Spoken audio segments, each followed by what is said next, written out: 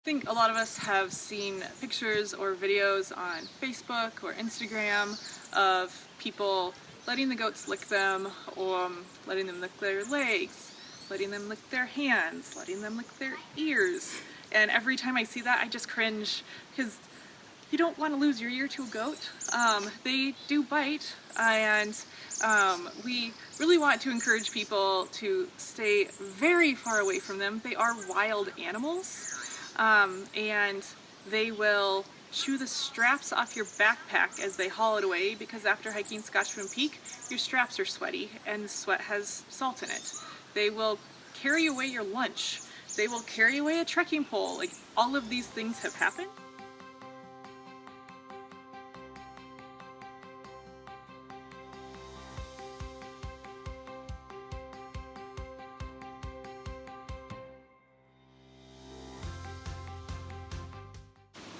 Hi, I'm Laura Wolf. I'm a regional wildlife biologist with Idaho Department of Fish and Game. I work in the Coeur d'Alene office and cover all of the Panhandle. I've worked with mountain goats for the past 12 years, and most recently I helped lead the mountain goat management plan for the state. I'm Britta Meyerly. I'm the Deputy Executive Director for Friends of Scotchman Peaks Wilderness, and last year I was in charge of the Trail Ambassador / Goat Ambassador program for Scotchman Peak. First off, we want to thank you for being a volunteer Trail Ambassador on Scotchman Peak. Without volunteers like you, the Scotchman Peak Trail would likely end up closed because of negative goat-human interactions, and none of us want that to happen. Mountain goats are a neat and unique animal. They have some unique behaviors that are different than other ungulate-hooved animals that are native to Idaho. They obviously live at those high mountain rocky places, but their social interactions are what is quite unique.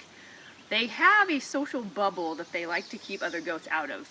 So about 6 feet from the front of their head, they prefer to keep open and free of other animals, particularly other goats.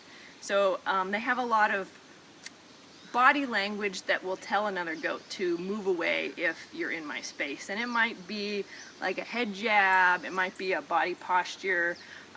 It's something to indicate that they want something to move away from them. And it's something that we as humans may not understand. We may not know that that's what the goat is trying to tell us when it gets too close to us. Rarely do they use those sharp horns of theirs, but they can, and they can be pretty dangerous. Goats have actually a very tough rump patch to protect them from those jabs if another goat is to jab them in the rear. We don't have those, so we don't want to get jabbed. Mountain goats, like all wildlife, can become habituated when they get used to getting some sort of treat from people. So that might be a food treat being fed, or even food that's accidentally left on the ground that they acquire.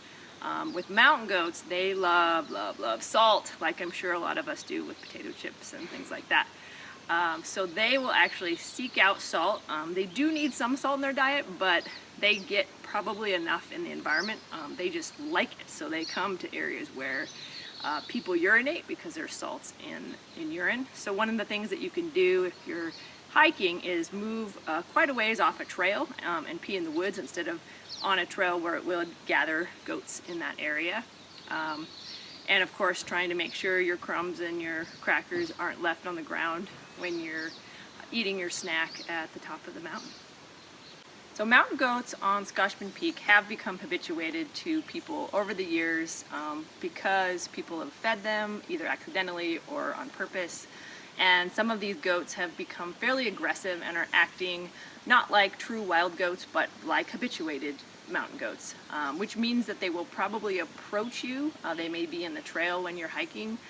Many of these goats are letting people into their personal bubbles, which a wild goat would not. And so it is best to encourage them to move away from you. And that may mean you leave the trail and avoid them. It may mean that you try to be aggressive back, so you are loud, you might throw rocks at them. Remember, they have a rump patch, so you can't hurt them by throwing a rock and trying to encourage them to move away and say, I'm not going to give them my food, I'm not going to let them lick salt off my skin.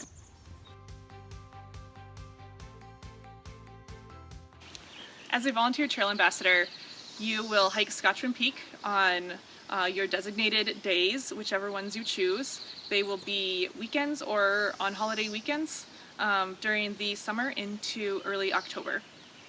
And while you're hiking, you will talk to other hikers on the trail about the mountain goats. You will have this fancy shirt that says Trail Ambassador. It's a good way for folks to know you are there in an official capacity, even if it's as a volunteer. And then you don't really need to explain why you're there. They can see it on your shirt. You also will have a cool Scotchman Peaks hat. Mine says Wilderness, yours will say Volunteer. I don't get to earn the volunteer one because I'm staff. So you get the fancy volunteer one that can only be earned. We'll also give you maps to hand out to the other hikers, which can be a great icebreaker if they aren't familiar with the area, and also a good way to measure how many people are from out of the area. We'll ask you to count how many people you see on the trail, and also find out if there was any bad goat behavior going on, which Laura will go into more detail on. And we are also implementing some COVID-19 health and safety precautions this year. We will have masks available that volunteers are making. We even have some with some fancy mountain goat fabric. I know you want to get your hands on that. And we aren't going to ask you to hike in the mask because Scotchman Peak is a grueling hike and that would be miserable. We do ask that you wear them when you are talking to other hikers and you're unable to keep that 6 feet of healthy distance. So if you can touch them with your trekking pole, you're probably too close and should have a mask on. We also are going to encourage you to carry hand sanitizer when handing maps back and forth to people. That human interaction can spread COVID-19, and so we highly encourage you to use hand sanitizer in between interactions with other hikers. So now you know how to keep the goats away from you and why to keep the goats away and maybe some of the questions you might get asked, but how do you actually talk to people about the goats without sounding like, hey, did you let a goat lick you? That's bad. Not really the best icebreaker. One of the things that I've found works is just asking people, hey, have you hiked Scotchman Peak before? And that can be a really good icebreaker. If they haven't, you can say, great. If they're coming down, you can ask them if they saw any goats. If they're on their way up, you can warn them about the goats and be like, just so you know, since this is your first time, there are goats that live up top. You probably know that. Here are some things to keep in mind. And a lot of times people will be like, oh, I didn't know that. Or they'll like, yes, we heard about the goats. How do we keep them away from us? And they are interested in learning some of those techniques with the being big and loud and throwing rocks and banging hiking poles and peeing off in the woods, not right on the trail. Some of the other things to keep track of are, as you're talking to folks, count how many you've talked to. Whether it's using like a notes app on your phone, that works well for me. Some people carry a little clicker. Some people have old-fashioned pencil and paper, whatever works for you, just to get the best guess so we know how heavily the trail is being used. We also will ask how many goats were reported and how many goats you saw if you made it to the summit. And it's okay if you don't make it to the summit. It's a trek. Do the best you can. And the most important piece is actually talking to people about it. So a good rule of thumb when you're hiking Scotchman is that you, or anywhere, you want the mountain goat, or really any wild animal, to be behind your thumb. So if you hold your thumb out with your arm straight, you should not be able to see the mountain goat behind it. That would mean that you are a far enough distance away, which is roughly about 100 feet. It might be hard to keep that distance, but again, it's quite important because mountain goats, particularly habituated mountain goats, can become dangerous. We've had incidences of people being bit and seriously injured on Scotchman. There was a hiker who decided not to provide his lunch to a mountain goat at Olympic National Park, and he actually was fatally gored. He died.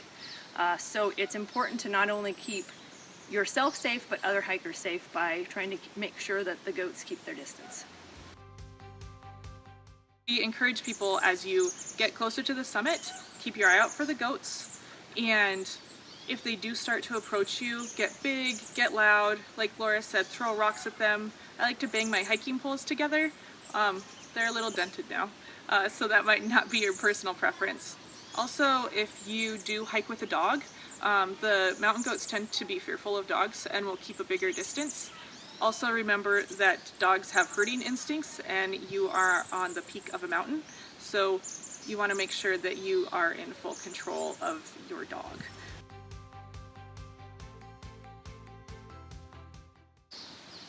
Another thing you might encounter is you get to the summit and you've done all this work talking to people and there are still people at the top letting the goats get too close, or worse, letting the goats lick them. So how do you handle that situation? We're volunteers, not here to be like goat cops, but we want to make sure behavior like that isn't happening. One of the things I do is I go and scare the goats away, and then I talk to the people about it and why habituation is bad, so that way you kind of solve both problems. And oftentimes people will be like, oh yeah, that makes sense. They just didn't really connect it. So approach them not as in a, hey, you're doing something wrong mode, but more in a, hey, did you know that this is really not a safe behavior, and it can be bad for the mountain goats, and it can be really dangerous for other people, not just yourself. We don't want anyone getting gored because they didn't want to let a goat eat their lunch, but someone else had taught the goat that that was just fine. When you go out to hike Scotchman Peak, definitely keep some things in mind. Wear your Trail Ambassador shirt. It's nice and moisture wicking, so you will appreciate that on the hot summer days. Wear your hat, your volunteer hat, so people know who you're with. Bring food, bring more water than you think you'll need, because man, that's a long trail and it's a dry trail. I really like hiking with trekking poles. It makes it a little bit easier on the way down on my knees, so I recommend that. Also, because we're in mountain goat and grizzly habitat, we encourage folks to carry bear spray, and don't put it in your backpack, actually have it handy so you can reach it. If you haven't signed up to be a Trail Ambassador already, you can visit our website and click on the Stewardship tab. Website is scotchmanpeaks.org, and then click on Trail Ambassadors, and there'll be a sign-up form right there. Super easy. Pick the dates that you want to hike, answer a few questions to make sure you don't have COVID-19 or aren't high risk for getting it. We want to make sure that all of our volunteers stay healthy, and then you will get a confirmation email, and FSPW's program coordinator Autumn Lear will reach out with information about handing off your official Trail Ambassador shirt that you get to keep, your official Scotchman Peaks volunteer hat that you also get to keep, and to talk about getting you maps, and if you want to carry trail tools to do some light trail maintenance on the trail.